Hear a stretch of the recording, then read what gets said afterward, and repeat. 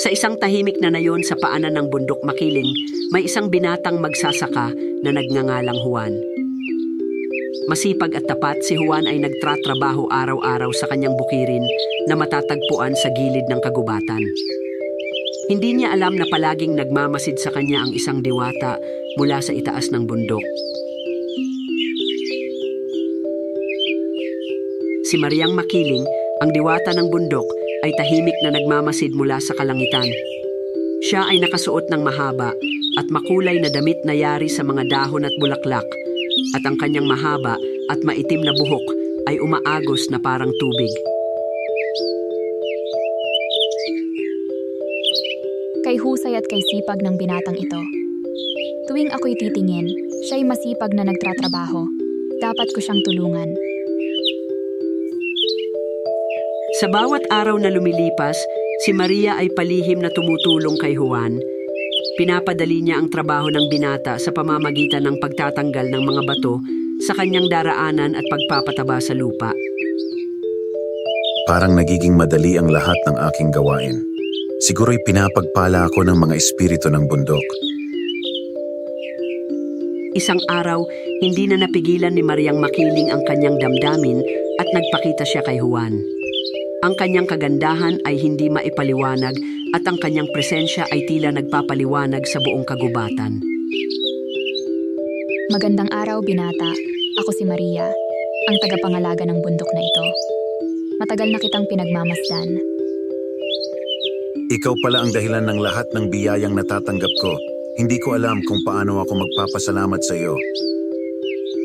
Mula noon, si Maria at Juan ay naging magkaibigan. Sa bawat araw na magkasama sila, lalong lumalalim ang kanilang damdamin sa isa't isa. Subalit, nagsimulang mag-usap-usap ang mga tao sa nayon tungkol sa kakaibang mga pangyayari sa bundok. Nagsimula silang maghinala na may itinatagong sikreto si Juan.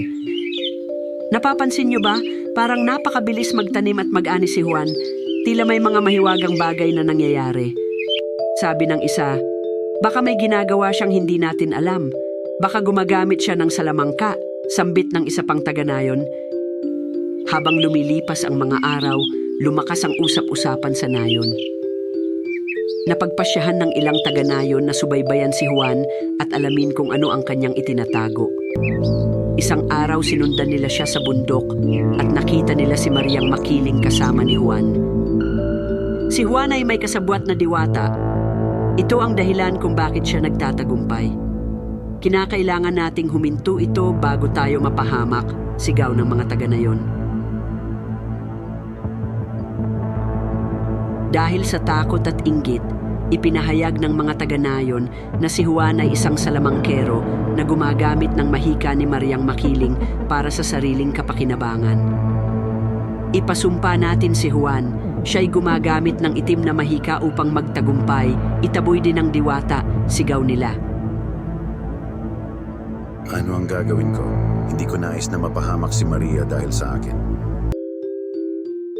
Sa kabila ng kaguluhan, nagpasya si Juan na umalis at hindi na muling bumalik sa bundok.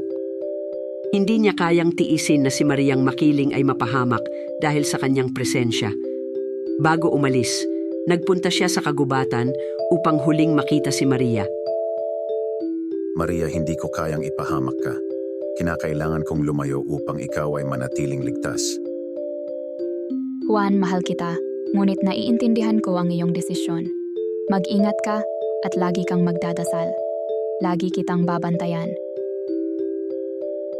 Sa kanyang pag-alis, iniwan ni Juan si Mariang Makiling na nag-iisa sa bundok. Mula noon, si Maria ay hindi na muling nagpakita sa mga tao. Ang bundok Makiling ay nanatiling tahimik, mistikal, at puno ng alaala ng isang pag-ibig na hindi nagtagumpay dahil sa takot at inggit ng mga tao. Paalam, Juan. Hinding-hindi kita malilimutan at lagi kong babantayan ang bundok na ito. Ang alamat ni Mariang Makiling ay nagsilbing paalala sa mga tao ng nayon tungkol sa kanilang kasakiman at inggit. Mula noon, ang bundok ay itinuturing na isang banal na lugar at si Mariang Makiling ay patuloy na binabanggit sa mga kwento bilang isang diwata na nagmahal, ngunit nawalan dahil sa mga panghuhusga at takot ng mga tao.